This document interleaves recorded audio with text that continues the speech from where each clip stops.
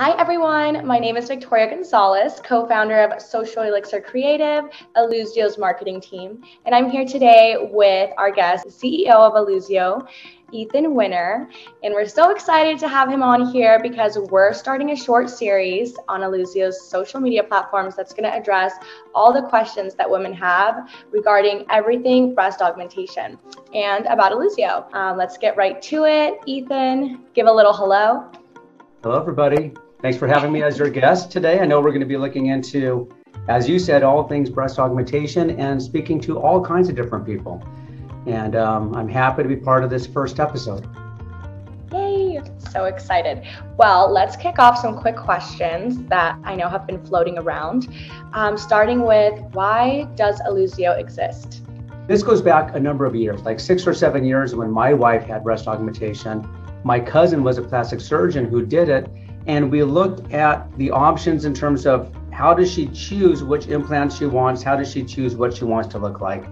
And all she had to go by were before and after pictures of other people. And even when she would find one that a picture that she thought looked good, it's a bad way of doing it because every woman's body is different. So unless you have the exact physique as whomever it is you're looking at, it's not going to turn out the same. It just won't. And so what happens is the patients have the wrong expectation of what could happen. Surgeons usually have a better idea of the possibilities, but unless you have some type of visual aid to bring both minds together, it's almost impossible for that patient to really understand what she's going to look like. So we thought we better develop a tool where the surgeon and the patient can see the same exact image, and that image needs to be of the patient. It can't be of somebody else, so that she can truly see what she's going to look like, and the surgeon can say, given your unique anatomy, that's something we can do. Absolutely. And I have tried ILLUSIO myself, and I was just astonished. The technology is so advanced, because of the augmented reality factor. It's like, that still is, even though we have virtual reality, we hear of like the virtual reality video games and things like that. It's like to see virtual reality become like more commonplace, especially in the medical industry, and it's being used for, these visualizations before surgery. I just think it's phenomenal. It's so crazy the way that it like fits your body. I want you to talk a little bit about the virtual mirror aspect. So trying to verbally describe what this is, I'll do my best. But basically, when a patient goes in, a woman goes in and sees a doctor for, in this case, a breast aug consult, because she's interested in breast implants. What we do is we use just an iPad and a small 3D camera, and the doctor takes a 3D scan of a patient's breast. It takes about a minute. It's really not long at all, but it's capturing her actual anatomy. So now, we are not working with a picture of somebody else. It's the actual patient. We then utilize our technology to process that scan, sort of like in the olden days, processing a piece of film into a picture. We're processing a scanned image so that we can apply what we call deformation sliders, or just basically being able to slide a finger on an iPad screen and change the shape and size of the breast. In real time, not like typing a bunch of numbers and waiting for something to get returned, but it's all in real time. You move your finger left to right and breasts become larger, smaller, saggier. We can lift them up. We can change the direction of the nipple and areola. Everything that a surgeon can think of in terms of how breasts change based on implants, that's what we've built into this platform. And then to make it really experiential, because that's just one part of it, right? Okay, we have an image, we can change the image. How can we make a patient relate to that even more? And that's when this augmented reality comes in.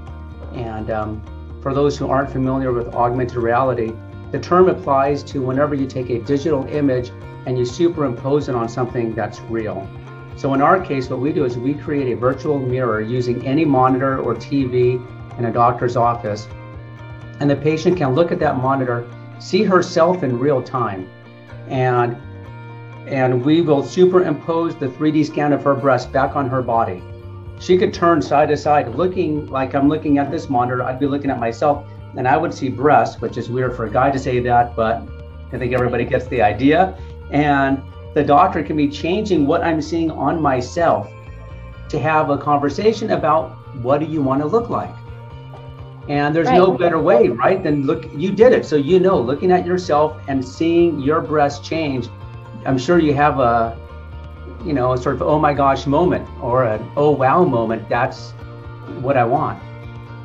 Yeah, no, it's just crazy because it's like, as you almost think like, oh, is this really going to look realistic? Is it going to look cartoony? But then you do it and you're like, you know, moving around with those deformations, lifting them, making them bigger, and you're moving around with those breasts that are getting bigger or getting smaller. It's just like, it's like as if you already have them done. You're looking at yourself with your breasts that you're going to have. So it's so crazy. I really, like I said, before I tried it, I was like, okay, I just had this idea, like it's probably going to be not super realistic looking, but then I tried it and I was like, if I were to take this picture and send it out, people would be like, she got her boobs done. Right. Her boobs done.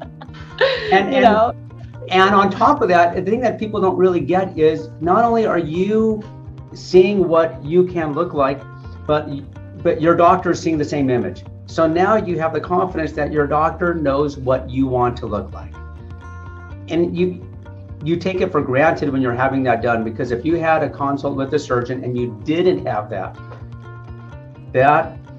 image that's bringing the two minds together doesn't exist. You know, it's a total black hole, a total guesswork. You know that 1 out of 20 breast augmentation surgeries end up having to be redone. And I think a lot of that is just, it's not that the surgeons don't do a good job. I think they do a good job. They're just doing something that they think the patient wants because there wasn't a shared image.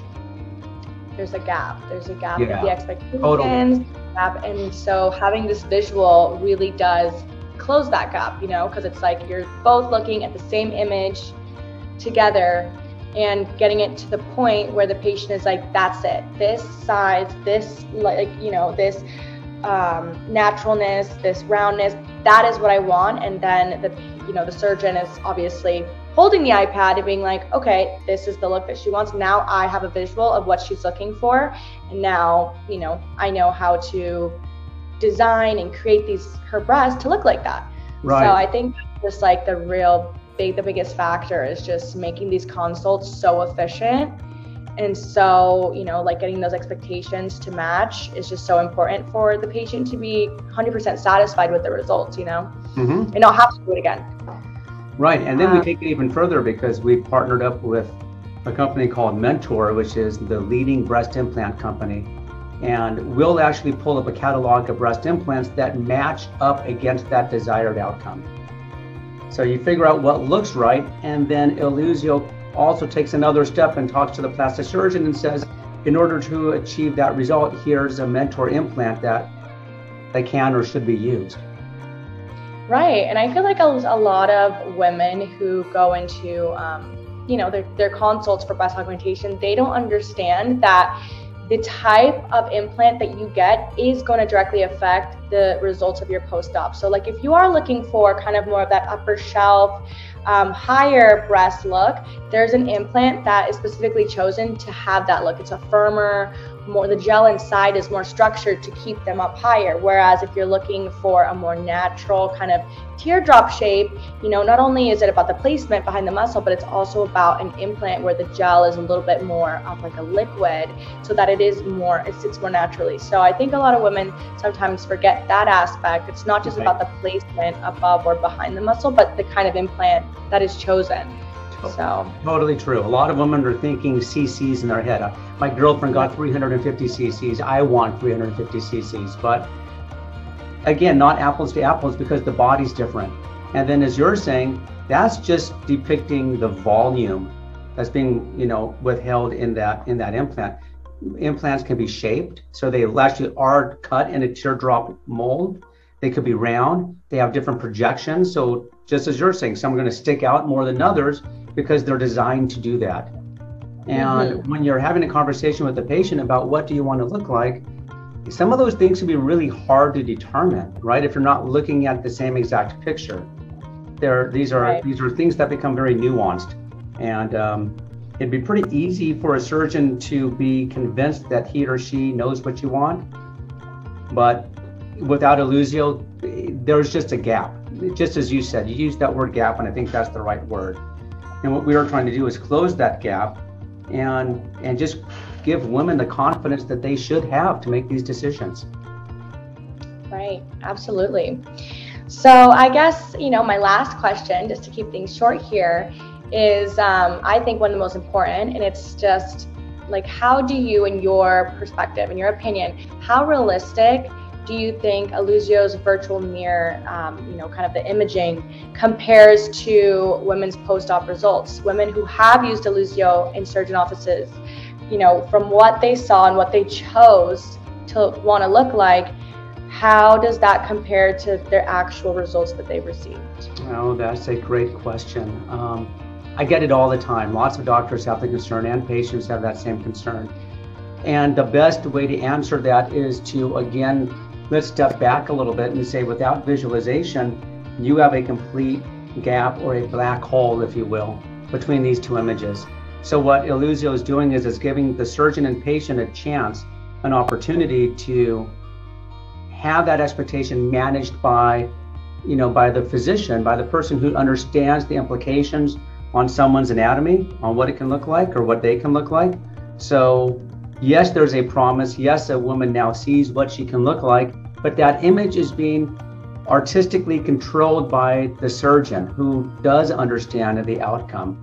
So instead of getting promised something that can't be delivered upon, you're actually getting promised something that the surgeon is confident about.